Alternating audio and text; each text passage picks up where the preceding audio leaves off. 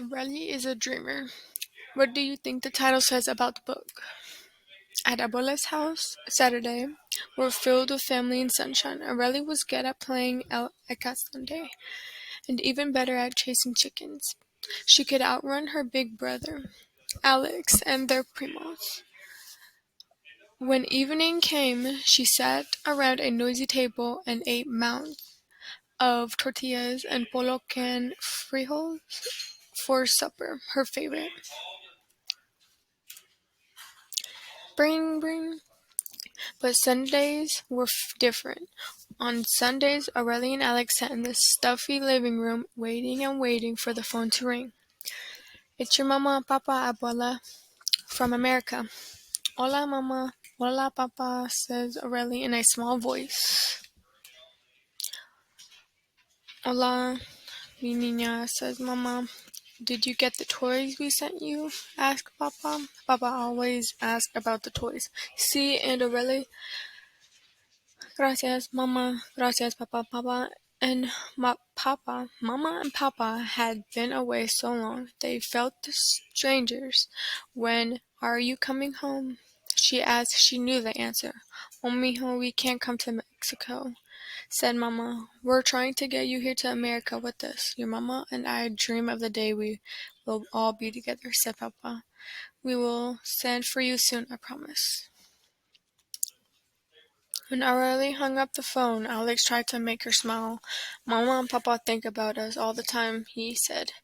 They're working hard, mija, Abuela said. For all of us, they want us to have a better life. But why will Alex go to America first, and then me? Aurelie asked Abuela, had to told her to answer many times. Alex was born in America, so he can come and go. You were born here, so it's harder for you. How hard? Abuela didn't answer. Instead, she wraps Aurelie in her arms. Your mama and papa want you all to be together as a family. But they weren't all together as a family that year. Mama and papa didn't come back for Aurelie's birthday, or Dia de los Muertos, or even Navidad. Then one night Alex took out his suitcase. Where are you going? Areli asked, but she already knew. You know where I'm going, Alex said. I'm going to New York. He flashed her a big grin, gave her a drawing of the two of them in the yard with the chickens. So you won't forget me, he said. Smiling meaning grin. That's what grin means. A few days later, he was gone. Now when she waited for calls from Mama and Papa, Areli had to wait alone. That fall, Areli started kindergarten at the school near her abuela's house. She was so proud to be at school. She learned to tie her shoes and write the letters of the alphabet. She played Alcacade with her new friends. She barely thought of Nueva York at all. Until the day Abuela greeted her with tears in her eyes.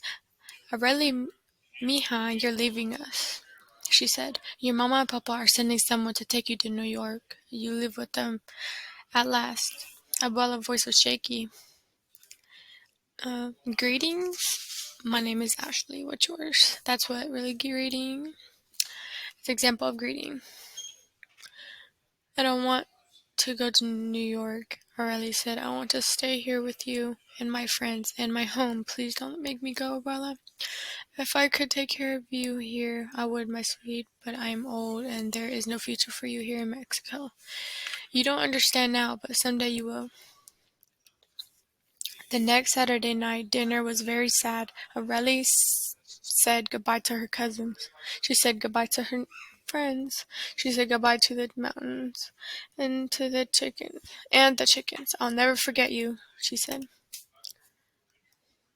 On Sunday morning, Abuela woke Aurelie at dawn. They held each other very slightly. A man with kind eyes was waiting for Areli in the doorway. This man is a friend of your mama and papa. He will take you to America, Abuela said. Come, Areli, he said. Areli stayed where she was. The man was a stranger to her. "Be brave, Areli," Abuela said. Areli gave Abuela one more fierce hug. "I love you, mija." "I love you, Abuela," said Areli. Then she left for her new country.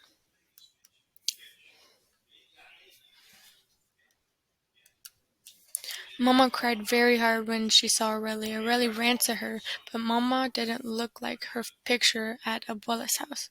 Her hair was different color. It was curly. Papa had lines around his eyes. They held each other for a long time. Areli did not want to let go. "Areli, Areli," Alex said. "You made it. I can't wait to show you our house." Alex was a lot taller, but he still had a smile that spread ear to ear.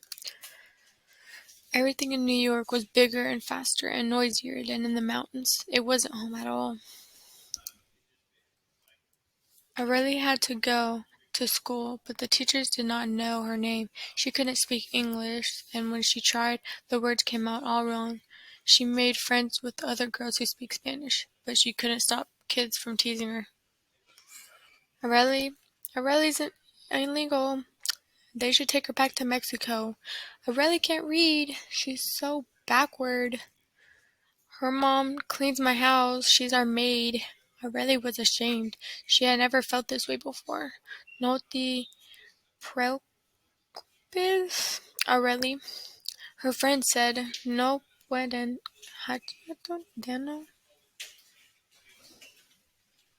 One time I failed a test that I studied for when I was ashamed. Example of ashamed.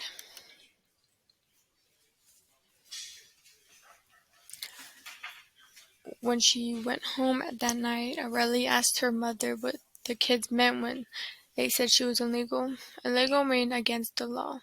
Her mother began, "I'm not against the law, Areli," I said. Of course you're not," said her mama. "But you were born in Mexico, so even though you were growing up here in America, you are not a citizen of this country." "Do I get to be a citizen someday?" Areli asked. "I hope so, mijo, I hope so." Her mother wouldn't say anything else, so Areli asked Alex why she needed to be a citizen. "If you are a citizen, you can do whenever Americans do," he said. "If I'm not, what if I'm not?" Areli asked. She wasn't sure she wanted to hear the answer.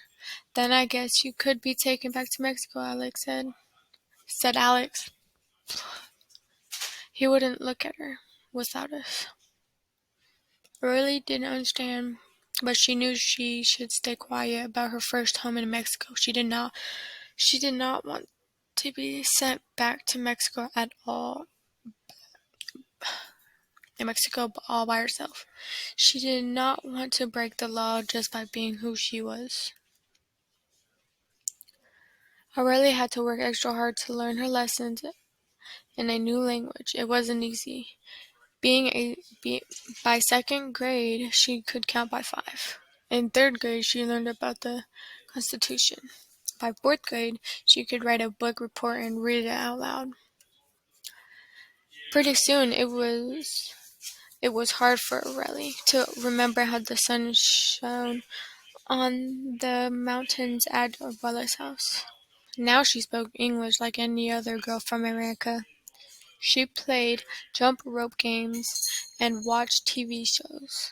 She and Alex could get anywhere in the city on the subway. They rode the F train all the way to Coney Island, where she saw the ocean for the first time. Every 4th of July, she was mesmerized by the fireworks in the sky. She was a New Yorker.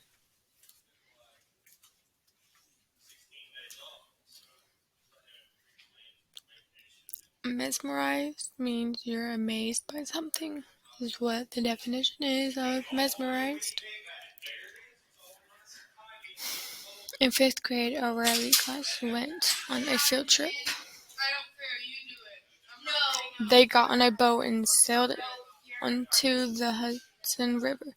Areli's heart beat fast to see Ellis Island, where so many immigrants had come before her.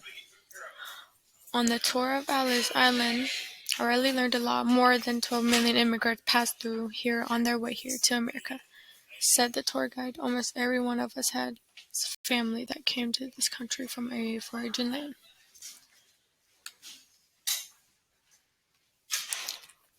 On the boat ride back home, Areli thought about the tour guide words.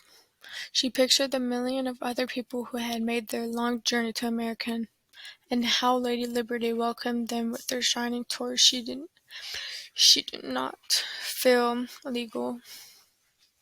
She felt like she was part of something very big.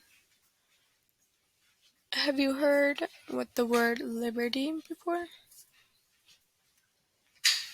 On Saturday, she called her abuela in Mexico. Are you working hard? Abuela asked. Very hard, Aurelie said. She told abuela all about Alice Island. Those immigrants are part of America. Remember when you said might have a brighter future here, abuela?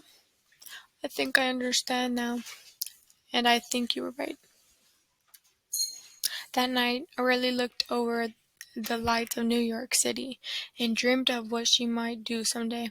She might be a writer and tell her story. She might be a teacher and help children who found themselves in the new land. I could do anything here, Aurelie said, in this city sky. Someday I will. Wrap-up question. What's your dream to be when you grow up? And was there something you share with this character?